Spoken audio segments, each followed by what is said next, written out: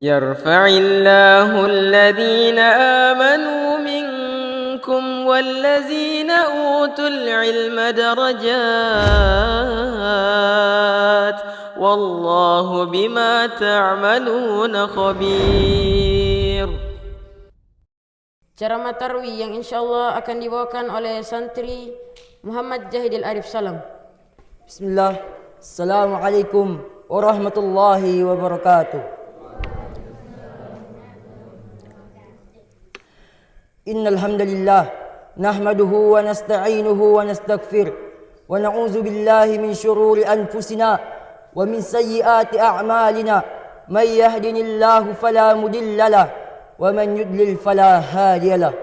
Ashhadu an la ilaha illallah wahdahu la syarika lahu wa anna Muhammadan abduhu wa rasuluh. Fa inna asdaqal hadithi kitaballah wa khairal hadi hadi Muhammadin sallallahu alaihi wasallam wa syarrul umuri muhdatsatuha fa inna kulla muhdatsatin bid'ah wa kulla bid'atin dhalalah wa kulla dhalalatin finnar. Amma ba'd. Segala puji bagi Allah Azza wa Jalla, kerana rahmatnya segala kebaikan-kebaikan diberkati karenanya, dan segala amalan-amalan dimuliakan karenanya. Dan kerana nikmatnya kita diberikan kesehatan, diberikan kesempatan yang dimana dengan nikmat tersebut kita dapat berjumpa di masjid yang mubarakah ini, yang dirahmati oleh pencipta langit dan bumi. Dialah Rabbul Alamin, Allah Azza wa Jal. Allahumma salli wa sallim wa zid wa barik wa an'in ala habibikal mustafa wa nabiyyikal mujtaba Nabiyyina Muhammad sallallahu alaihi wasallam. Sallallahu alaihi wasallam. Salawat serta salam tetap tercurahkan kepada baginda Nabiullah Muhammad sallallahu alaihi wasallam. Sallallahu alaihi wasallam. Kepada para keluarganya, kepada para sahabat-sahabatnya, dan kepada para umat muslimin yang mengikuti sunnah beliau hingga hari kiamat kelak.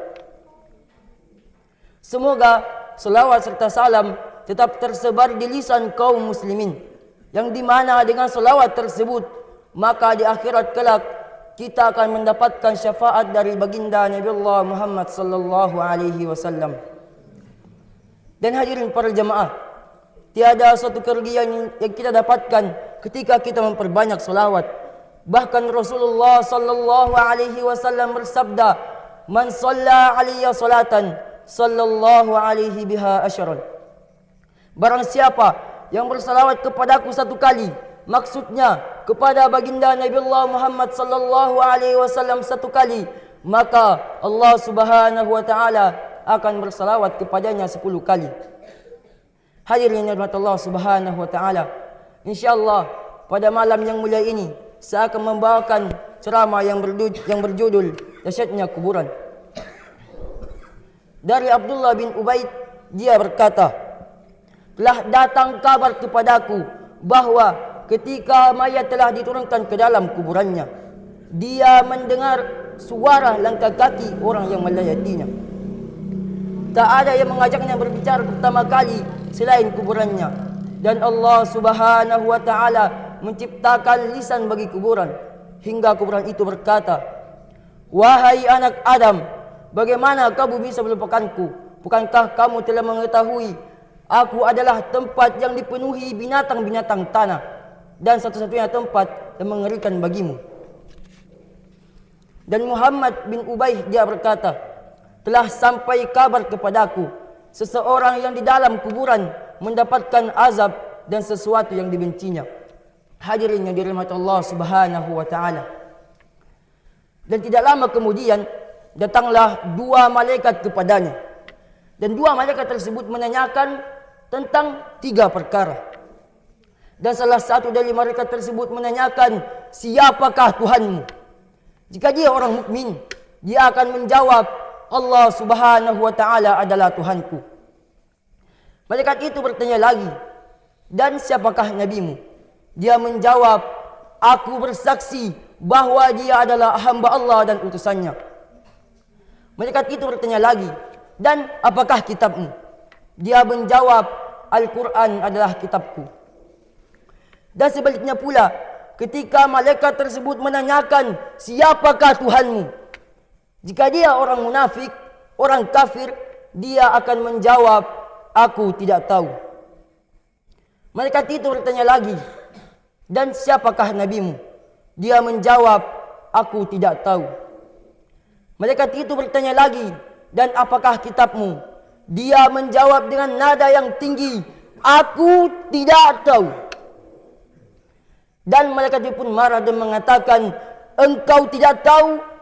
Lalu hamba itu pun dipukul dengan palu, yang dimana ketika palu tersebut dipukulkan akan menembus 7 lapis bumi.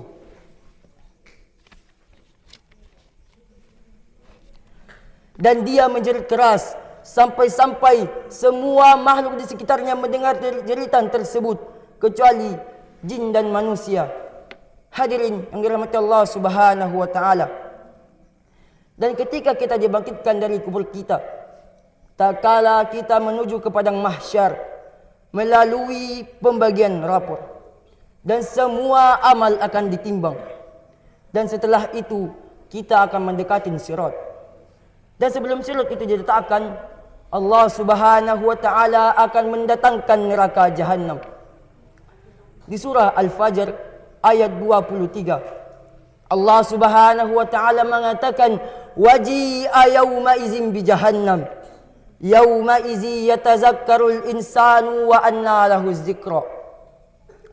Waji'a yawma izin bi jahannam, dan pada hari itu didatangkanlah neraka Jahannam. Yauma izi yatazakkarul insanu wa anna lahu dzikra, dan pada hari itu sadarlah semua manusia, akan tetapi kesadaran tersebut tidak berguna lagi baginya. Hadirin yang dirahmati Allah Subhanahu wa taala. Dan siksaan yang paling ringan di neraka Jahannam ialah diletakkan 2 buah batu bara di bawah telapak kaki dia. Dia tidak masukkan ke dalam neraka, akan tetapi hanya diletakkan 2 buah batu bara di bawah telapak kaki dia, yang dimana panasnya membakar yang namanya saraf-saraf kaki dia, membakar paha dia, membakar yang namanya usus-usus dia, jantung dia, naik ke kepala, otaknya mendidih, dan dia tidak mati. Pastikan kalau kita berpikir orang yang dibakar itu pasti akan mati, tapi di sana la yamutu fiha wa la yahya, tidak mati. Hadirin yang dirahmati Allah Subhanahu wa taala. Dan sebelum saya menutup ceramah yang sempat saya bawakan, saya akan mengatakan satu kata-kata. Pergunakanlah masa mudamu untuk selalu beribadah kepada Allah Subhanahu wa taala sebelum datangnya masa tuamu. Dan pergunakanlah masa tuamu untuk selalu beribadah kepada Allah Subhanahu wa taala sebelum datangnya ajal menjemputmu. Allah Subhanahu wa taala berfirman, kullu nafsin za'iqatul maut. Tiap-tiap yang bernyawa pasti akan merasakan yang namanya kematian. Barakallahu fikum. Syukran jazakumullahu khairan. Summa assalamu alaikum warahmatullahi wabarakatuh.